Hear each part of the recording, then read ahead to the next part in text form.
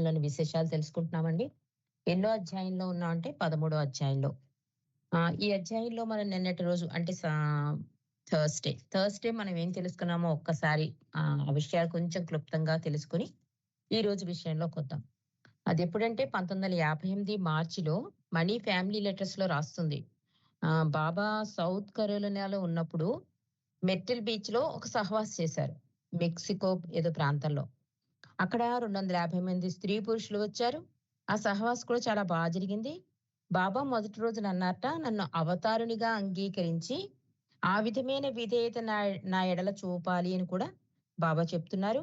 అంతేకాకుండా నాకు కావాల్సింది ప్రేమ, విధేయత, ఉపదేశాలు, సందేశాలు ఇవన్నీ మంచివే కానీ, అవి కేవలం మాటలు మాత్రమే అంటున్నారు. ఆధ్యాత్మిక సామ్రాజ్యంలో సర్దుకుపోవడం అనే ప్రసక్తి ఉండదు అంటున్నారు. అంటే రాజీ అన్నది లేదు 3 విషయాల్లో అని చెప్పి ప్రేమ, విధేయత, సర్వార్పణ, డివైన్ లవ్ అన్నారు బాబా. ఆ విషయాల్లో ఎప్పుడు రాజీ ఉండదు. అది 100% అందివ్వాలి అని కూడా బాబా చెప్పిన విషయం మనకు తెలుసు. బాబా ఇంకా ఏం చెప్తున్నారంటే, "నేను సాధువును కాను, పురాణ పురుషును కాను. యాహ్! నేను సాధువును కాను, నేను పురాణ పురుషుడను. సమయం ఆసన్నమైంది. నేను నా దేహం చాలించినప్పుడు నన్ను ప్రేమించిన అందరి హృదయాలలో నివసిస్తాను. నాకు మరణం అనేది లేదు. నన్ను ప్రేమించండి. నాకు విధేయత చూపండి. అప్పుడు మీరు నన్ను కనుగొనగలరు" అన్నారు బాబా. ఈ సందేశాలయిపోయాక బాబా ఫైనల్‌గా ఏమన్నారంటే, "మీకు నా యందు 100కి 100 పాళ్ళు ప్రేమ ఉండి, మీరు నన్ను 100కి 100 పాళ్ళు భగవంతునిగా అంగీకరించితే గాని, నాకు విధేయత చూపడం సాధ్యం కాదు" అని చెప్పారట. ఆ తర్వాత బాబా అన్నారు, ఇవన్నీ ఒక ఎత్తు. బాబా సడెన్‌గా ఎందుకంటే ఎప్పుడైనా వాతావరణం కొంచెం వేడెక్కిందంటే వెంటనే బాబా అంటారు, "ఇంక ఉపన్యాసాలు ఆపేద్దాం. ఇప్పుడు కొన్ని ఆస్యోక్తులు చెప్పుకుందాం" అనేస్తారు. అంటే ఆ వాతావరణాన్ని కొంచెం ప్లెజెంట్ చేసేస్తారన్నమాట. అక్కడి దాకా మొన్న థర్స్‌డే చెప్పుకున్నామండి. ఈరోజు విషయంలోకొద్దాం. కానీ ఆ మరుసటి రోజు ఉపన్యాసాలు ఏమీ లేవు. అటు పిమ్మట బాబా తాను ఈ సహవాస రోజులు తగ్గించదలుచుకున్నానని, ఆస్ట్రేలియా వెళ్ళడం మానుకుని ఇండియా వెళ్ళిపోతాననన్నారు బాబా. 3 వారాల పాటు ఉండడానికి ఏర్పాట్లు చేసుకున్న ప్రేమికులు ఒకరి మొఖాలు ఒకరు చూసుకుంటూ ఉంటే బాబా అన్నారు, "మొన్ననే కదా మీరంతా నాకు విధేయత చూపుతానని చేతులెత్తారు. అందువలన నా ఈ ప్రకటన నేను రద్దు చేసుకుని వెళ్ళినా, వెళ్ళకపోయినా మీరంతా ఆనందంగానే ఉండాలి." మళ్ళీ వెంటనే బాబా చూడండి, నిన్నే కదా ఎవరన్నా విధేయత చూపించిన వాళ్ళుంటే చేతులెత్తనంటే ఎవరెత్తరు. చూపించేవాళ్ళు చేతులెత్తనంటే అందరూ ఎత్తేస్తారు. అందుకని బాబా ఈరోజు చెప్తున్నారు. అంటే నాకప్పుడు మరి విధేయత చూపిస్తానని అన్నారు కదా! మరిప్పుడు నేను తిరిగి వెళ్ళిపోతానన్నా, వెళ్ళకపోయినా కూడా మీరు ఏ రకంగానూ నిరుత్సాహపడకూడదు. మీరంతా ఆనందంగా ఉండాలి అని చెప్తున్నారు. ఇక్కడున్నంత సేపు మీ కుటుంబాల గురించి కానీ, వ్యవహారాల గురించి కానీ తలపోయకుండా నా మీదనే మీ దృష్టిని, మనస్సుని లగ్నం చేయండి అని చెప్తూ బాబా అంటారు. హఫీజు చెప్పిన ఒక సూక్తిని చెప్పారట. సద్గురు సమక్షంలో ఒక్క క్షణమున్నా అది 100 సంవత్సరాల కఠోర తపస్సు ఆచరించిన దానికి సమానమవుతుందని హఫీజు మహాకవి అన్న సూక్తిని బాబా ఇక్కడ చెప్పారు. ఆ తర్వాత ఈ క్రింది విధంగా చదివి వినిపించబడింది. బాబా అన్నారు, "నేను ప్రేమ మహాసముద్రుడను. నా నుండి మీరెంత ప్రేమ చే చేదుకోగలిగితే అంతా తీసుకోండి. ఈ అవకాశాన్ని సద్వినియోగపరచుకోండి. ఈ మహాసముద్రం నుండి మీరెంత ప్రేమ తీసుకోగలరో అది మీ పైననే ఆధారపడి ఉంటుంది. మీరు నన్ను ఏ విధంగా ప్రేమించాలి అనే విషయం నేను విశదపరచవలసిన అవసరం లేదు. భార్య గాని, భర్త గాని ఏ విధంగా ప్రేమించాలి అనే విషయాన్ని ఒకరికొకరు విశదపరుచుకుంటారా? ఒక్కటి మాత్రం రూఢీగా చెప్పగలను. నేను నా ప్రేమను మీకు అందివ్వాలనుకుంటున్నాను. అది అందుకోవడం మీ మీదనే ఆధారపడి ఉంటుంది" అన్నారు బాబా. ఆ తర్వాత అందరూ రాత్రికి బాగా నిద్రపోండి అని కూడా బాబా చెప్పారు. ఎందుచేతనంటే, నా సమక్షంలో నిద్రమత్తులో ఉంటే మీరు నన్ను పోగొట్టుకుంటారు.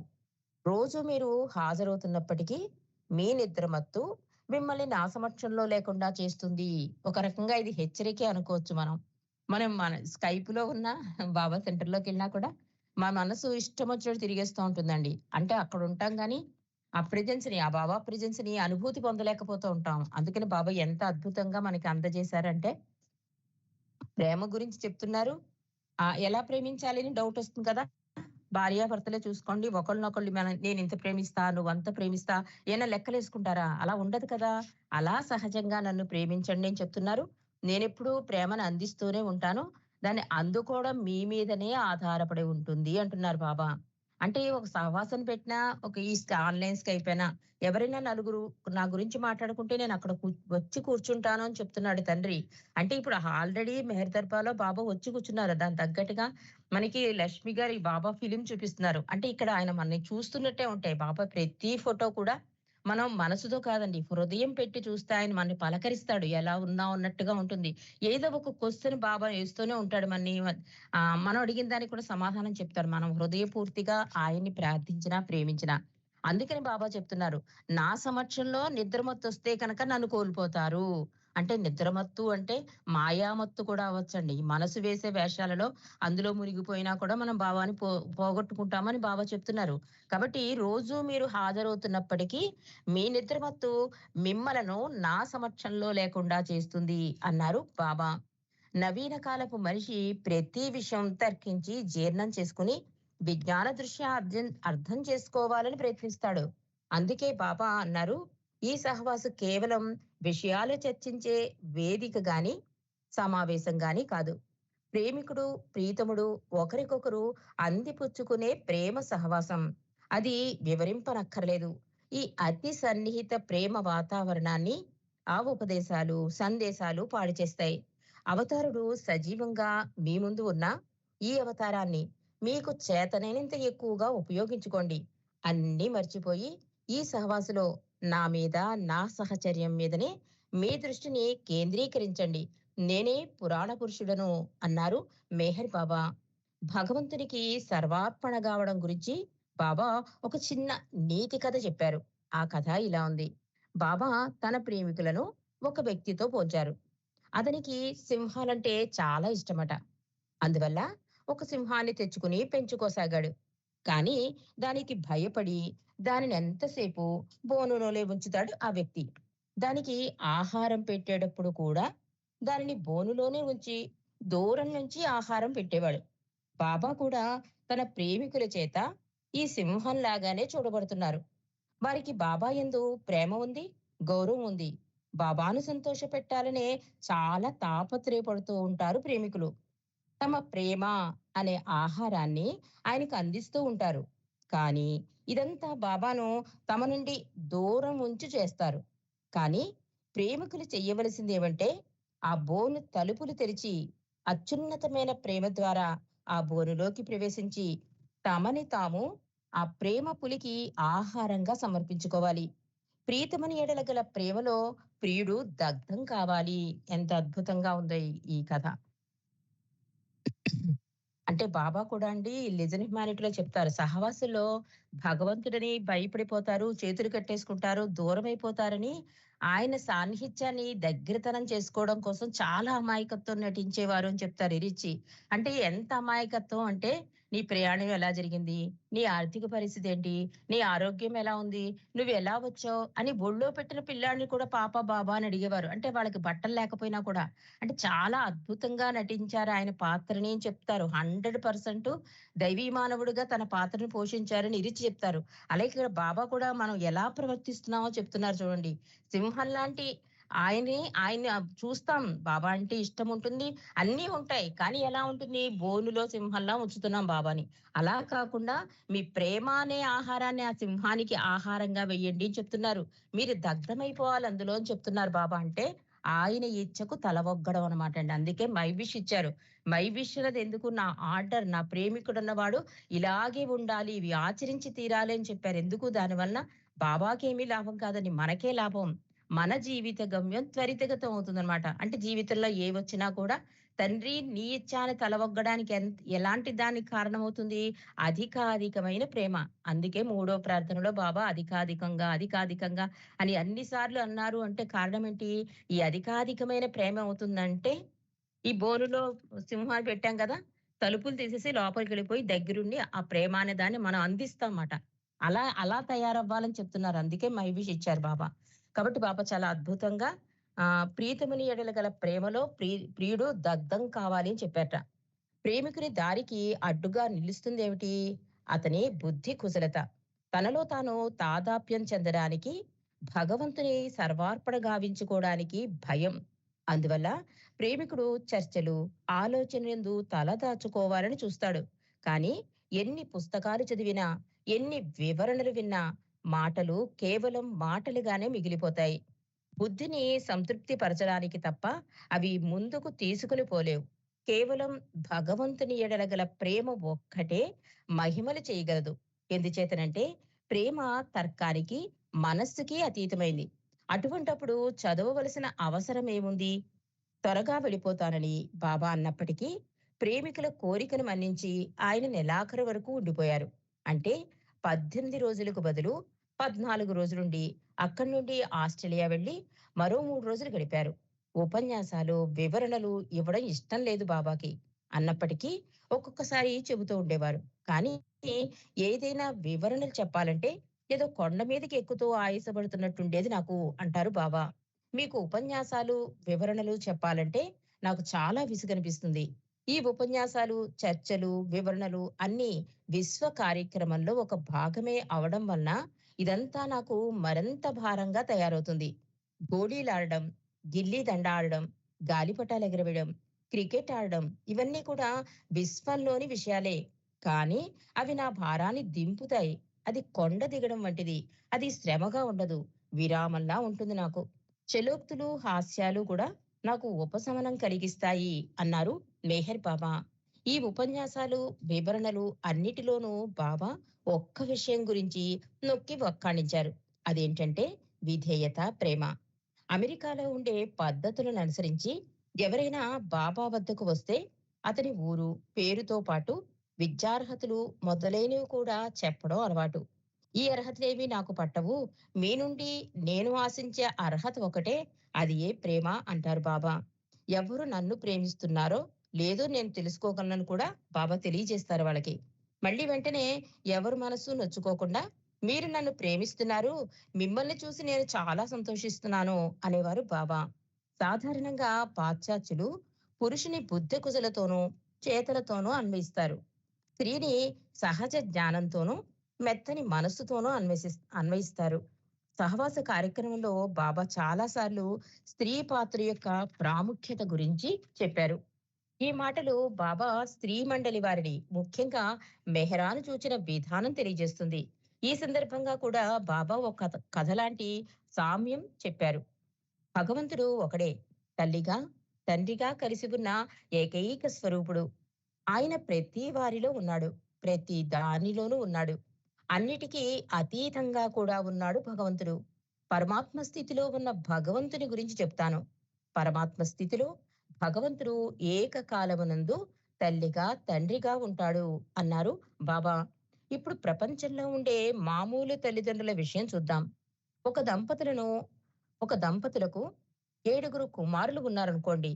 ఆరోగ్యంతో ఉండి, మంచి తెలివితేటలు కలిగిన, తనకు ఉపయోగపడే కొడుకులంటే తండ్రికి చాలా ప్రేమ ఉంటుంది. ఇప్పుడు ఈ ప్రాపంచిక తండ్రి యొక్క 6 కొడుకులు ఆరోగ్యంగా ఉన్నారు, బలంగా ఉన్నారు. అన్ని విధాలా బాగున్నారు. 7వ కొడుకు బలహీనుడు, అమాయకుడు, తెలివి లేనివాడు, సామాన్యుడు. తండ్రికి ఈ కొడుకంటే ఇష్టం ఉండదు. కానీ తల్లికి ఈ 7వ కొడుకంటే అమితమైన ప్రేమ. అతను బలహీనుడు, సుస్థిపరుడు, వికలాంగుడు, తెలివిలేని సామాన్యుడు కనుక ఆమెకు ఆ బిడ్డంటే ప్రేమ. తల్లి, తండ్రి కూడా భగవంతుడే. పరమాత్మ స్థితిలోని ఆ తండ్రి యొక్క బిడ్డలే అవతార పురుషులు. ఇదివరలో జరిగిన అవతార యుగాలలో అవతారుడు ఆరోగ్యంగా మంచి తెలివితేటలతో వర్ధిల్లే భగవంతుని కుమారుడు. అంటే అవతారుడు ఎప్పుడూ ఆయన తండ్రి యొక్క ముద్దు బిడ్డడే. అవతారుడు ఎప్పుడూ పురుష రూపంలోనే వచ్చి మానవునిలో మానవునిగా కలిసి తిరుగుతాడు. ఇంతవరకు పరమాత్మ స్థితిలో ఉన్న భగవంతునకు తల్లి పాత్ర పోషించవలసిన అవసరం రాలేదు. ఈ అవతార కాలంలో నేను చాలా తెలివిగలవానిగా, సామర్థ్యం గలవానిగా, సామర్థ్యం గలవానిగా, అన్నిటిలోనూ సమర్థునిగా అంటే ఒక ఉస్తాదులా ఉండడం వలన తండ్రి అయిన భగవంతునికి నేనంటే చాలా ప్రేమ.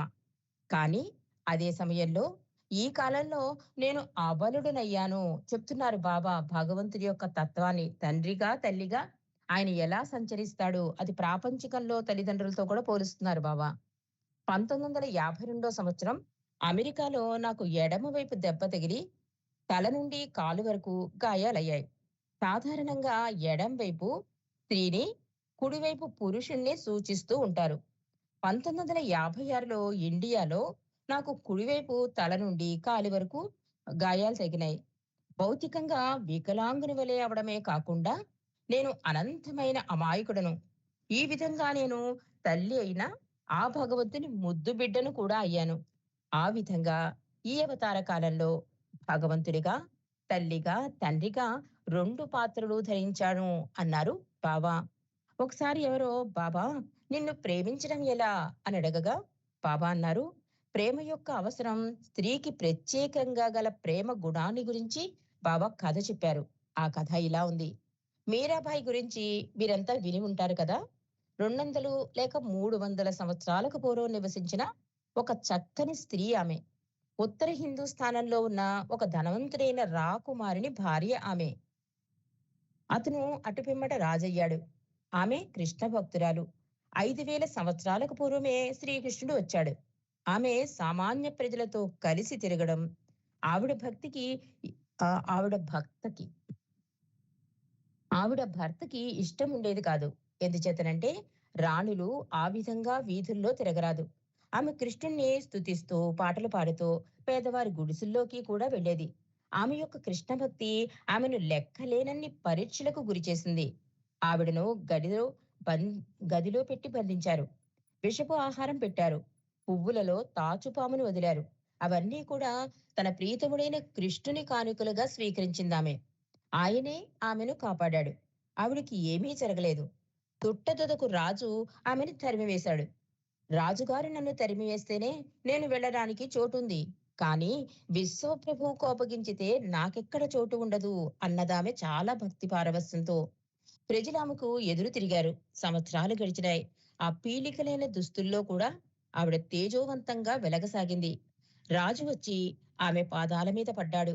హిందూ దేశంలో పురుషుడు స్త్రీకి నమస్కరించడం పాపం కింద లెక్క. అందున భార్యకు మొక్కడం అంటే క్షమించరాని నేరం. కానీ ఆమె భక్తికి ఆయన మొక్కాడు. ఆమె చనిపోయినప్పుడు అందరూ ఆమెను గౌరవంగా సాగనంపారు.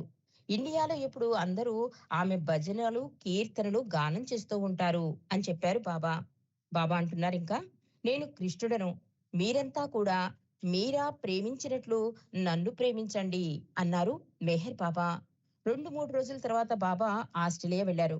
అక్కడ ఆస్ట్రేలియాకని కొన్ని సంవత్సరాల నుండి బాబా మండలిలో ఒకరైన ఫ్రాన్సిస్ బ్రాబజాను ఆధ్వర్యంలో ఒక సెంటర్ కట్టబడింది. తన ఆస్ట్రేలియా ప్రేమికులతో 3 రోజులు గడిపి బాబా ఇండియా తిరిగి వెళ్ళిపోయారు. బాబా పశ్చిమ దేశాలకు వెళ్ళడం అదే ఆఖరు.